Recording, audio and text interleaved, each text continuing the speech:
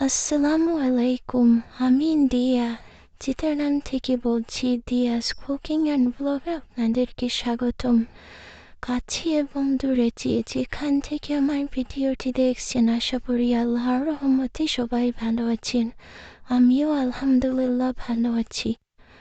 আপনি যদি ইউটিউব থেকে আমার ভিডিওটি দেখে থাকেন তাহলে প্লিজ সাবস্ক্রাইব করবেন, আর যদি ফেসবুক থেকে আমার ভিডিওটি দেখে থাকেন তাহলে প্লিজ চ্যানেলটি ফলো দিবেন।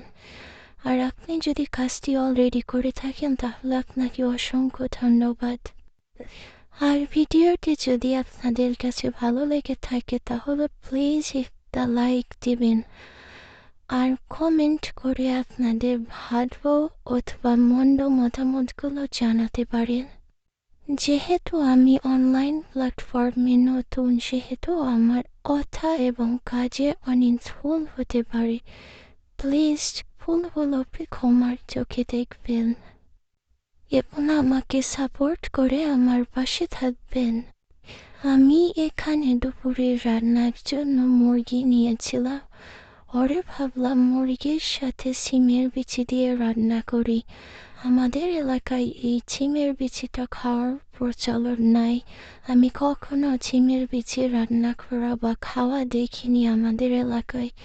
এখানে চিটাগাং আসার পর দেখি অনেক পরিমাণে সিমের বিচি বিক্রি করা হয় এবং এখানের লোকজন সিমের বিচিটা বেশ ভালোই খায়।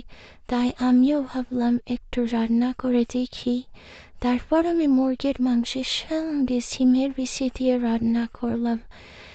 এই সিমের বিচিটা ছেলে নিতে হয়, আমি সেটা আগে জানতাম না। রান্না করার পর জানতে পারছি সিমের বিচি রান্না করার আগে ওর খোসাটা ছাড়িয়ে নিতে হয়। প্রথমবার করেছি, ভুল হয়েছে। এরপর থেকে ঠিক হবে। ভুল করতে করতেই তো মানুষ শিখে। তবে তরকারিটা খেতে বেশ ভালোই মজা হয়েছিল। এটা আমি কারো কাছ থেকে রান্না শিখিনি বা দেখিনি, আমি নিজের রেসিপিতে রান্নাটা করেছি। আপনারা সিমের বিচি কে কিভাবে রান্না করেন কমেন্ট করে আমাকে জানাতে পারেন। আমি সেভাবে রান্না করে দেখব। ভিডিওটা যদি আপনি শেষ পর্যন্ত দেখে থাকেন তাহলে আপনাকে অসংখ্য ধন্যবাদ। আজকের মতো এখানেই বিদায় নিচ্ছি।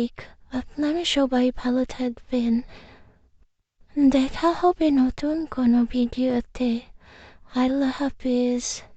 আসসালামু আলাইকুম।